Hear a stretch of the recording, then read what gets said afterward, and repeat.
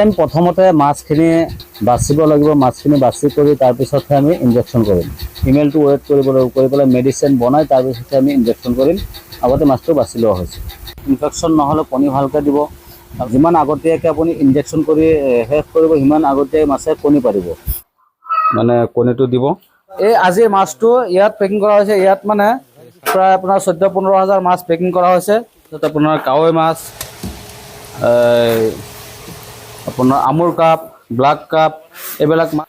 আসসালামু আলাইকুম, আসাম ফিছ হেডছৰ পৰা মই ফাৰুকুদ্দৌলা সকলো দৰ্শকক স্বাগতম জনাই মই আজিৰ ভিডিঅ'খন আৰম্ভ কৰিব বিচাৰিছোঁ। আজিৰ আমাৰ ভিডিঅ'খন হ'ব যে আমি কেনেকৈ শিঙি মাছৰ বা মাগুৰ মাছৰ বা কাৱৈ মাছৰ বা যিকোনো মাছৰ আমি ব্ৰিডিং কৰোঁ, সেয়া ভিডিঅ'বিলাক বনাই আপোনালোকক দেখুওৱা। আজি আমি যিটো ভিডিঅ' বনাই আছোঁ, এইটো ভিডিঅ' হৈছে শিঙি মাছৰ কেনেকৈ প্ৰডাকশ্যন কৰা হয়, শিঙি মাছৰ কণী কেনেকৈ হয়, স্পন কেনেকৈ হয়, পোনা কেনেকৈ হয়, সেইসমূহ দেখাম আপোনালোকক। আজি এইখন ভিডিঅ'ত আপোনালোকে দেখিবলৈ পাৰিব। আৰু ডিমসমূহ যে কেনেকৈ টেংকিত মানে পাৰি দিয়া হয়, সেইখিনি আপোনালোকক দেখাম। মানে এইটো যে ফাৰ্ষ্টৰ পৰা লাষ্টলৈ যদি চায়, তেতিয়াহ'লে আপুনি এইখন ভিডিঅ' চায়, তেতিয়াহ'লে আপুনি নিজে নিজে ঘৰত আপুনি হেচাৰী কাম কৰিব পাৰিব, নিজে প্ৰডাকশ্যন কৰিব পাৰিব। কোনো ধৰণৰ ত্ৰুটি নাথাকিব। কেনেকৈ মাছ চিলেকশ্যন কৰিব, গোটেইখিনি আপোনালোক দেখাবলৈ চেষ্টা কৰিম। আপুনি দেখা পাইছে যে আমাৰ পিছফালে শ্বাৱাৰ চলি আছে। এই শ্বাৱাৰত ইয়াত মানে ব্ৰিডিঙৰ কাম চলি আছে। ইয়াত আমি ইনজেকশ্যন কৰি মাছ দিম, সেইটো কাৰণে আমি আগতীয়াকৈ শ্বাৱাৰ লগাই ৰাখিছোঁ। কেনেকৈ আমি ইনজেকশ্যন কৰোঁ, গোটেইখিনি আপোনালোক দেখাম। বলক আমি ভিডিঅ'খন আৰম্ভ কৰোঁ। এতিয়া আমি প্ৰথমতে মাছখিনি বাচিব লাগিব। মাছখিনি বাছি কৰি তাৰপিছতহে আমি ইনজেকশ্যন কৰিম। এতিয়া মেলটো বেলেগ কৰা হৈছে, ফিমেলটো বেলেগ কৰা হৈছে, কৰি পেলাই আমি ইনজেকশ্যন কৰিম। মেলটো ৱেইট কৰিব লাগিব, ফিমেলটো ৱেইট কৰিব লাগিব, কৰি পেলাই মেডিচিন বনাই তাৰপিছতহে আমি ইনজেকশ্যন কৰিম। আগতে মাছটো বাছি লোৱা হৈছে। এতিয়া আমি ইনজেকশ্যন কৰি আছোঁ। চাওক, পিঠি যিটো নেকি আপোনাৰ এটা শিৰ থাকে, শিৰৰ ওপৰত মানে ইনজেকশ্যনটো কৰিব লাগে। তেতিয়া মাছৰ মানে কোনো ধৰণৰ ইনফেকশ্যন নহয় আৰু কণীও ভালকৈ দিয়ে। মাছৰ ইনফেকশ্যন নহ'লে কণী ভালকৈ দিব। আৰু মেইন ৰিজন কেইটামান আছে ইনজেকশ্যন কৰাৰ। যদি মানে অকণমান ইফাল সিফাল হয়, তেতিয়াহ'লে মাছ কিন্তু কণী নিদিব। মাছৰ পেটত মানে কণী ফুলি থাকিব, কণী এৰিব নোৱাৰে। এনেকুৱা অৱস্থা হয়, কেতিয়াবা মাছখিনি মৰি যায়। সেই ইনজেকশ্যনটো দিয়াৰ এটা নিৰ্ধাৰিত এটা পৰিমাণ আছে। বেজীখন কিমানখিনি আপুনি সোমাব, সেইখিনি আপুনি চাব লাগিব। যদি ডাঙৰ মাছ হয়, অকণমান মেডিচিনটো বেছি দিবলৈ ইনজেকশ্যনৰ যিটো নেকি নিডিল হয়, নিডিলটো অকণমান বেছিকৈ সোমাব লাগিব। যদি সৰু মাছ হয়, তেতিয়াহ'লে নিডিলটো অকণমান কমকৈ সোমাব লাগিব আৰু মেডিচিনটো অকণমান কমকৈ দিব লাগিব। আৰু যেতিয়া নেকি চিৰিঞ্জখন মানে ভৰ্তি কৰিব, অকণমান লাৰি ল'ব পানীটো, নহ'লে পানীটো কেতিয়াবা আপোনাৰ বহি যায় আৰু মাছৰ ইনজেকশ্যনটো আপোনাৰ ভাল নহয়। চাইছেনে আমি কেনেকৈ ইনজেকশ্যন কৰি আছোঁ? ছেম তেনেকৈয়ে কৰিব। মাছখিনি আমি আগতে বাছি লৈছিলোঁ। এতিয়া আমি মেডিচিন বনাই তাৰপিছতহে আমি ইনজেকশ্যন পোষ্ট কৰি আছোঁ। মেডিচিন বনাই মানে কি, মেডিচিনটো আপুনি অভাৰ ফা আছে, অভাৰ পেইন আছে, আপোনাৰ স্পন ফ্ল' আছে, এই 2-3টা মেডিচিন আছে। এই যিকোনো দুটা একেলগত মিক্স কৰি ল'ব। পাৰ কেজি মাছত ফিমেল হ'লে আপোনাৰ 0.5 ml, আৰু যদি মেল হয় তেতিয়াহ'লে 0.25 ml মেডিচিন দিব লাগিব। তেতিয়া মাছে ধুনীয়াকৈ কণী পাৰি দিব। কোনো ধৰণৰ অসুবিধা নহ'ব। মাছে ধুনীয়াকৈ কণী পাৰিব। ইনজেকশ্যন দিয়াৰ সময়টো হৈছে আপুনি আবেলি সময়ত দিব লাগিব। 3-4টামান বজাত ইনজেকশ্যনটো কৰিব লাগিব। সন্ধিয়াৰ আগত মোটামুটি ইনজেকশ্যন কৰি আপুনি শেষ মানে কৰিব লাগিব। তেতিয়াহ'লে যিমান আগতীয়াকৈ আপুনি ইনজেকশ্যন কৰি শেষ কৰিব, সিমান আগতীয়াকৈ মাছে কণী পাৰিব। আৰু যদি ৰাতিকৈ আপুনি ইনজেকশ্যন দিয়ে, তেতিয়াহ'লে কি হ'ব, মাছে কণী পাৰোঁতে অকণমান লেট কৰিব। এই টেংকিটোত কণী আছে, চাওক। কণীয়ে যিবিলাক নেকি বগা, সেই কণীবিলাক দেখা গৈছে, আৰু যিবিলাক নেকি ক'লা, সেইবিলাক দেখা নাযায়। কিন্তু কণী আপোনাৰ ইয়াত কমচে কম 4-5 লিটাৰ অকল কণী ওলাব। কণীৰ পৰা যেতিয়া বাচ্চা হ'ব, বাচ্চাটো প্ৰায় আপোনাৰ 5-6 লিটাৰমান হৈ যাব। ইয়াৰ কিমানখিনি কণী আছে, প্ৰায় লাখ লাখ কণী আছে। সেইটো কাৰণে এই কেইটামান বগা কণী দেখা গৈছে। ধৰক আপোনাৰ 95% মান ভাল কণী ওলাব, আৰু অনলি 5% আপোনাৰ বেয়া কণী ওলাব। এই বগা দেখা গৈছে, এইবিলাক 5%ত পৰিছে। নমাই আছে, এইবিলাক হৈছে শিঙি মাছৰ কণী। এই শিঙি মাছৰ কণী মানে চাইফনিং পদ্ধতিত নমোৱা হয় আৰু এই নমাই পেলাই বেলেগ বেলেগ টেংকি আছে আৰু বহুত টেংকি আছে, সেইবিলাক টেংকিত কণীবিলাক পাৰি দিব। আৰু ইয়াত মানে দুটা টেংকিত আমি প্ৰডাকশ্যন কৰিছিলোঁ। আমি ইমান আগত কৰিব লাগিছিলে, ভিডিঅ'খন অকণমান আগত কৰিব লাগিছিলে, কিন্তু সময় নোপোৱাৰ কাৰণে এতিয়া কণী নমাই আছে সেইখিনিত জনাই আছোঁ বা দেখাই আছোঁ। যেতিয়া নেকি শ্বাৱাৰিং চলি আছিলে সেইটো সময়ত ভিডিঅ'টো কৰিলে বহুত ভাল আছিলে, কিন্তু সময় ইমান নাই আমাৰ, কম সময়ত যিহেতু কাম কৰিব লাগে।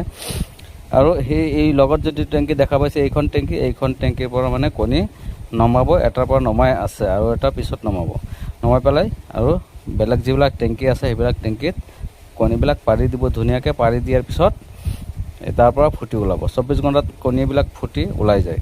কণীসমূহ এতিয়া এই টেংকিবিলাকত মানে পাৰি দিছে। কেনেকৈ পাৰি দিছে আমি আপোনালোকক দেখাই আছোঁ।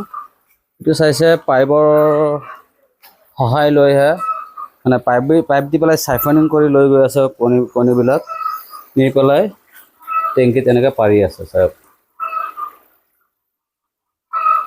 তো চাওক, এই দেখা যায় কণীবিলাক যে পৰি আছে পাইপৰ পৰা।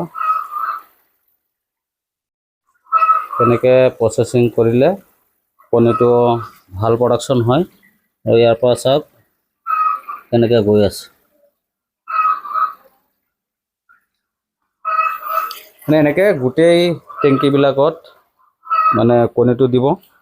দিয়াৰ পিছত 20 পৰা 24 ঘণ্টা সময় লাগে ফুটোতে। 20 ঘণ্টাৰ পৰা বাচ্চা পূৰাপূৰি ওলোৱা আৰম্ভ হয়। 24 ঘণ্টাত ওলাই পেলাই মানে ফাইনেল যিখিনি ওলাব লাগে 24 ঘণ্টাত ওলাই যায়, আৰু বাকীখিনি যিমানখিনি নষ্ট হ'ব লাগে নষ্ট হৈ যায়। কণী যদি ভাল হয় তেতিয়াহ'লে প্ৰায় আপোনাৰ 95% মান প্ৰডাকশ্যন হৈ যায়। আৰু সেয়াৰ ৰিজনটো হৈছে মেলটো ভাল হ'ব লাগিব, প্ৰথমতে ফিমেলটো ভাল হ'ব লাগিব, আৰু মেলৰটো মানে সংখ্যা অকণমান বেছি দিব লাগে। এতিয়া 24 ঘণ্টা কমপ্লিট হ'ল, ডিমটো মানে ফুটি বাচ্চা হৈ গৈছে। বাচ্চাটো এতিয়া নমাই আছে, সেই আগৰ নিচিনা চাইফনিং কৰি নমাই আছে। ইয়াত আহি জমা হৈছে চাওক, বাচ্চা মানে কণীৰ পৰা বাচ্চাও ওলাই গৈছে, কিন্তু দেখা যায় কণীৰ নিচিনা। এতিয়ালৈকে দেখা যায় যে কণী হৈ আছে, কিন্তু কণী নহয়, এইটো বাচ্চা হৈ গৈছে। এই বাতি এটা লৈ আছোন,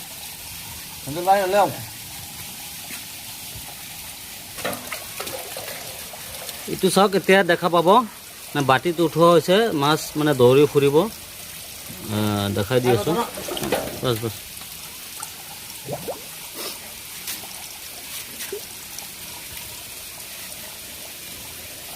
পানীটো ঘূৰি আছে, কম দেখা যায়। এতিয়া চাওক,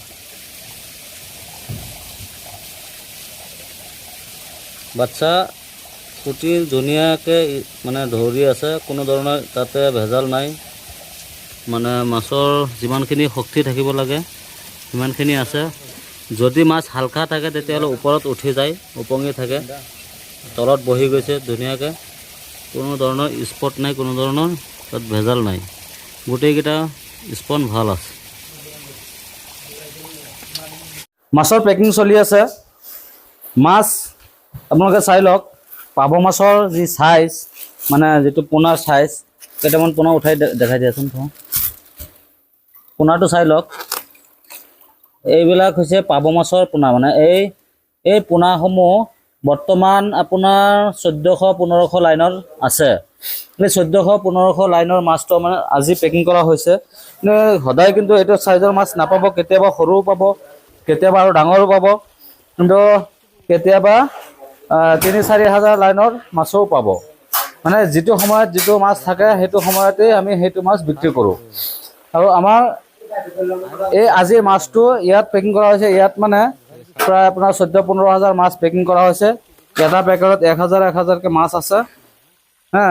এই মাছসমূহ ছাপ্লাই যাব, গোটেই অল অসমত আমি ছাপ্লাই দিওঁ। কোনো পাৰ্টি অহা নাই, কিন্তু আমি মাছটো ছাপ্লাই দি আছোঁ। মাছ পেকিং কৰি গাড়ীত পঠাই দিম ধুনীয়াকৈ। আৰু ইয়াৰ ভিতৰত যদি কোনোবা মানুহৰ মাছ গাড়ীত যাওঁতে মাছ মৰি যায়, অক্সিজেন শ্বৰ্ট হয় বা বিভিন্ন কাৰণত মৰিব পাৰে, আমি মাছ ৰিটাৰ্ণ দিম। আপোনালোকে সেয়াক মাছৰ মৰ্টেলিটি বা মাছ পোৱা নোপোৱাৰ কাৰণে কোনো হেডেক ল'ব নালাগে। আমাৰ ৰিক্সতে মাছ যাব। সময় চাইছে, এইকেইটা হৈছে মাগুৰৰ পোৱালি। মানে এই পাভ মাছৰ লগত কেইটামান আছিলে আৰু আছে মানে বাচি ওলাইছে। মাগুৰৰ পোৱালি পাই যাব, শিঙি মাছৰ পোৱালি, তাৰপিছত আপোনাৰ কাৱৈ মাছ, আপোনাৰ আমুৰ কাপ, ব্লাক কাপ, এইবিলাক মাছ, এইসমূহ মাছ আমাৰ হেচাৰীত পাই যাব। আমাৰ হেচাৰীখনৰ নাম হৈছে আছাম ফিছ হেচাৰী। আপোনালোকে ভিডিঅ'খন যদি আগৰ পৰা চাইছে তেতিয়াহ'লে হয়তো নামটো জানেই, আৰু যদি আগৰ পৰা চোৱা নাই, নতুনকৈ চাইছে, তেতিয়াহ'লে আমাৰ চেনেলখন লাইক, ছাবস্ক্ৰাইব, শ্বেয়াৰ সকলোখিনি কৰি ৰাখিব, যাতে আমি ভিডিঅ' দিয়াৰ লগে লগে আপুনি চাব পাৰে।